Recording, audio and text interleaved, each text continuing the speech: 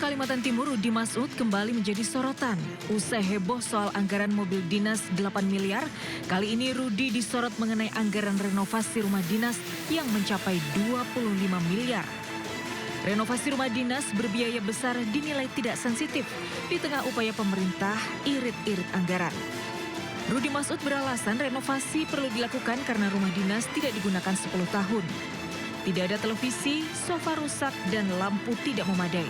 Ia juga menyebut anggaran 25 miliar mencakup rumah dinas gubernur dan wakil gubernur. Dan itu rumah dinasnya bukan hanya gubernur, tapi juga wakil gubernur. Kalau rumah dinasnya gubernur itu berbarengan dengan pertama adalah pendopo untuk menerima seluruh kegiatan-kegiatan mulai dari pemerintahan Provinsi Kalimantan Timur, kabupaten kota sampai masyarakat dan sebagainya.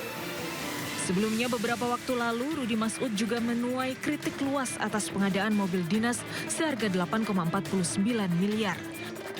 Usai jadi sorotan, Rudi akhirnya mengembalikan mobil dinas mewah itu ke penjual. Tim Liputan iNews melaporkan. Pemerintah Arab Saudi menjamin pelaksanaan ibadah haji 2026 tetap aman dan sesuai jadwal di tengah konflik Timur Tengah. Sementara meski harga aftur naik, pemerintah Indonesia pastikan biaya haji 2026 tetap. Beserta tim. Ya, hal ini disampaikan usai pertemuan Menteri Haji dan Umroh Indonesia dengan Duta Besar Arab Saudi Faisal bin Abdullah Al-Amudi. Pemerintah menyatakan seluruh kebutuhan jemaah haji telah siap, mulai dari visa, akomodasi hingga catering. Pemerintah juga menargetkan jamaah kloter pertama akan masuk asrama haji pada 21 Mei 2026 dan diberangkatkan ke Arab Saudi pada 22 Mei mendatang. Meski konflik berdampak pada kenaikan biaya operasional, khususnya harga bahan bakar yang naik signifikan, pemerintah menegaskan tidak akan mengganggu keberangkatan jamaah haji Indonesia.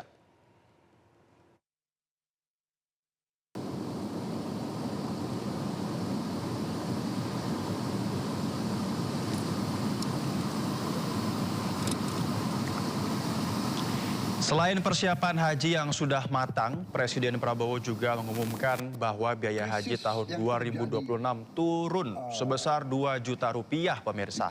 Hal ini disampaikan dalam rapat kerja pemerintah yang digelar pada Rabu petang ini di Istana Merdeka, Jakarta. Harga energi menjulang, sebenarnya kita harus yakini. Ya, perhatian kepada Anda pemilik mobil pribadi karena Anda kini tidak bisa lagi memborong BBM bersubsidi. Pemerintah tetapkan pembatasan pembelian BBM bersubsidi maksimal 50 liter per harinya guna mengendalikan konsumen energi di tengah dinamika global. Desember 2026. Lalu bagaimana dengan BBM bersubsidi? Demikian, terima kasih. Pemerintah menetapkan pembatasan pembelian bahan bakar minyak bersubsidi maksimal 50 liter per hari bagi kendaraan pribadi. Kebijakan ini berlaku selama 2 bulan ke depan atau hingga akhir Mei 2026. Ketentuan tersebut mengacu pada surat edaran BPH Migas yang mengatur secara rinci BBM untuk berbagai jenis kendaraan. Tapi secara umum 50 liter itu yang untuk Pertalite dan untuk solar, biosolar. Tetap mengacu ke edaran atau surat yang ada? Berdasarkan mengacu itu dan itu akan berlaku untuk 2 bulan. Menurut pemerintah, pembatasan didasarkan kepada kapasitas tangki kendaraan pribadi yang kebanyakan tidak sebesar kendaraan angkutan barang.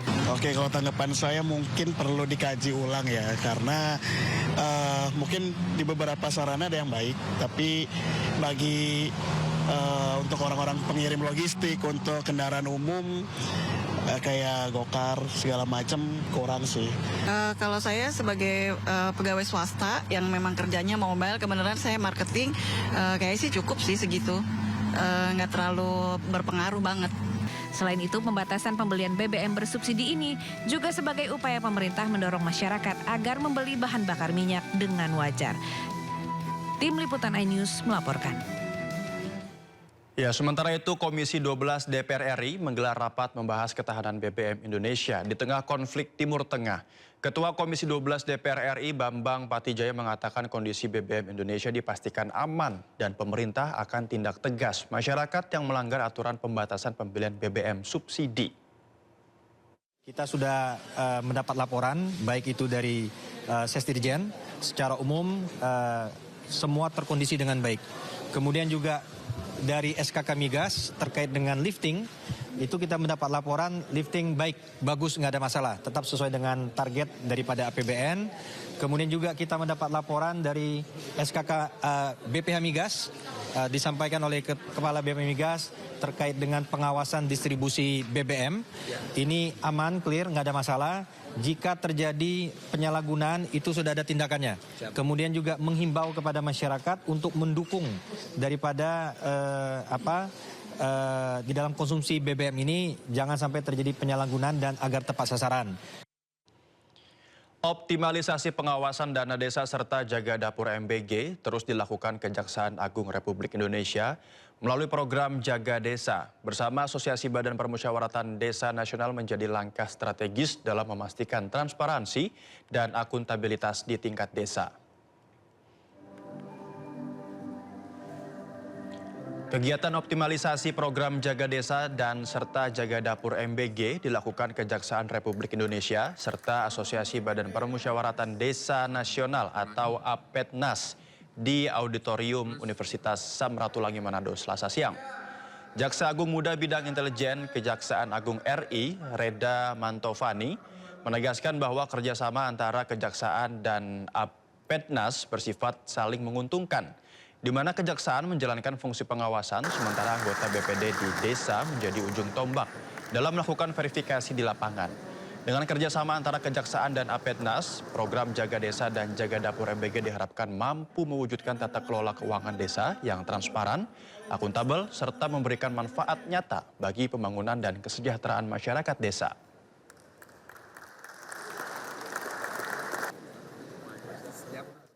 Sinergitas antara Kejaksaan dengan Asosiasi Badan Permusyawaratan Desa Nasional ini saling mutualis simbioisme.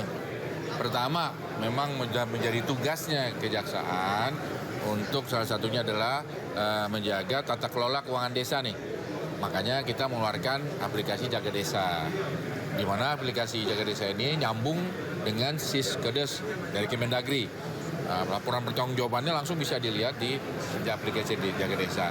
Nah, untuk mengontrol bahwa apakah laporan keuangan ini benar adanya atau memang setengah benar atau tidak benar, kan itu perlu di cross check di desa-desa. Nah, oleh karena itu perlunya tenaga dari. Terima kasih pemirsa, Anda masih bersama kami di Sindo Malam. Kita beralih ke informasi konflik Timur Tengah. Serangan rudal Israel menyasar rumah ibadah umat Yahudi di Sinagoge Rafinia di Teheran, Iran. Umat Yahudi di Iran pun mengecam keras serangan ini.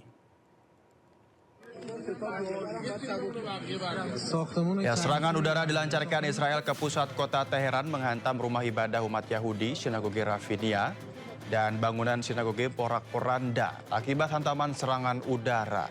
Mengunjungi sinagoge Rafinia bersama sejumlah tokoh masyarakat, pemimpin komunitas Yahudi Iran, Rabbi Yunis Hamami Lalehzar, mengecam tindakan Israel.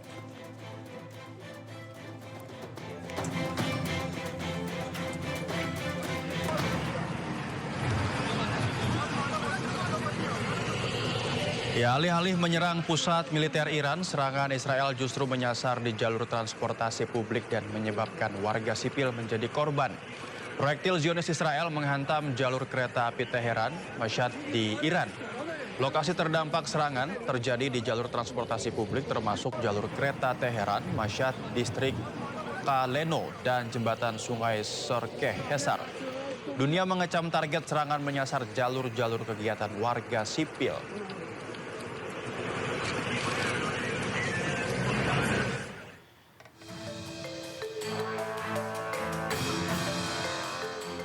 Iran meluncurkan serangan bom tandan yang dicegat di wilayah Ramat Hasharon, Israel.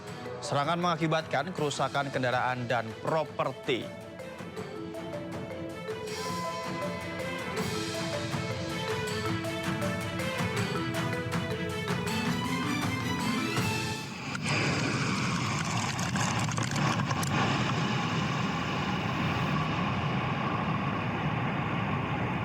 Mendapatkan ancaman Amerika Serikat untuk membuka Selat Hormuz, Iran terus melakukan serangan rudal ke Israel.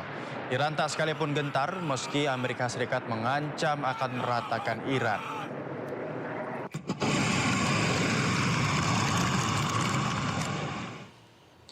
Amerika Serikat dan Iran sepakat melakukan gencatan senjata selama 2 pekan. Presiden Donald Trump bersedia menangguhkan serangan dengan syarat Iran setuju membuka kembali Selat Hormuz untuk lalu lintas perdagangan minyak.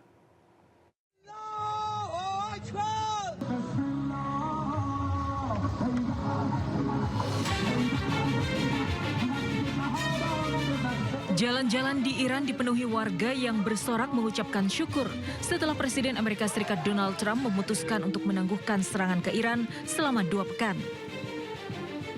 Gencatan senjata itu diumumkan melalui media sosial Trump setelah mediasi yang difasilitasi oleh Perdana Menteri Pakistan. Dalam syarat gencatan senjata, Trump meminta Iran segera membuka Selat Hormuz.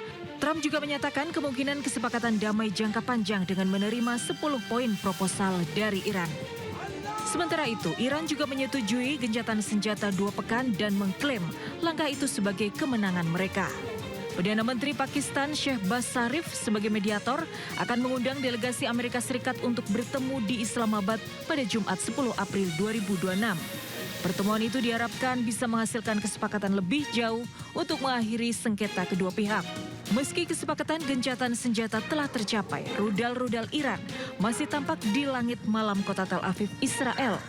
Rudal menyasar target militer milik Israel yang berada di Tel Aviv. Hingga kini, warga Israel masih berlindung di bunker-bunker yang disediakan. Sementara itu, warga Iran mengaku tetap bersiap diri menghadapi kemungkinan serangan di tengah gencatan senjata. Selanjutnya pemirsa, pemerintah Iran sepakat gencatan senjata dengan Amerika Serikat. Iran pun akan membuka Selat Hormuz selama 2 minggu ke depan.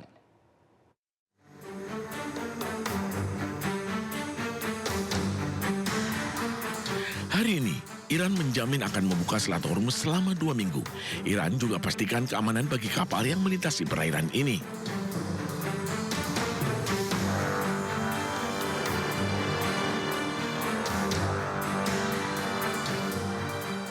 Jaminan diungkapkan oleh Menteri Luar Negeri Iran, Abbas Araghchi, di media sosialnya. Araghchi juga menyebut pembicaraan terkait perdamaian akan dimulai Jumat 10 April nanti di Islamabad, Pakistan.